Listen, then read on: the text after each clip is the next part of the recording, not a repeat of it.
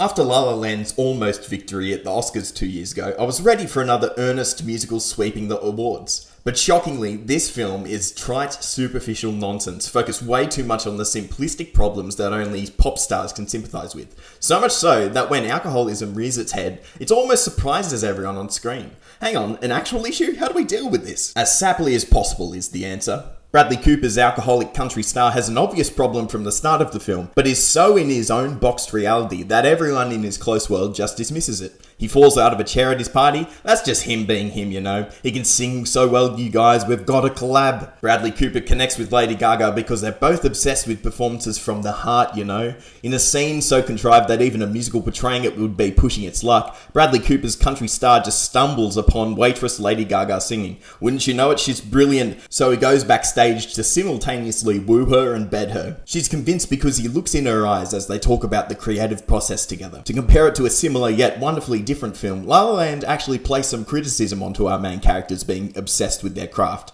Ryan Gosling is silently being judged for being way too into jazz, where Emma Stone can't. But she's amused by it and reassures him, like a mother sitting through the 7th rewatch of Paw Patrol because her kid lights up when the dogs jump. That kind of forethought isn't in this film. They're both soppy, selfish stars. Bradley Cooper's alcoholism is getting worse and worse, and Lady Gaga is only bothered when he interferes with her career. He literally pisses his pants on stage, and she's mortified because she just won an award. How selfish of him. He tragically kills himself at the end, which is shown as a cry for help, but everyone around him views him as only an artist, not a person. So when they hear of his horrific passing, Lady Gaga deals with her grief by dedicating her lovely solo for him. Cue credits. I'm not joking. If there was some element of self-criticism, this wouldn't actually be a half-bad film, portraying selfish artists being so blind to the real problems in life. But the film loves the cliched trajectory of rags to riches career, so much so that I actually think we're meant to think this vapid life is actually worth something. The film loves the culture too much to even think of any potentials. There's a thoughtful, lovely story about alcoholism in here somewhere, but the film loves the environment of fame and pointless artistry too much.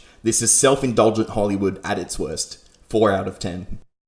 I also have a podcast in which I have discussed the political news stories of today. Thank you for hopefully watching.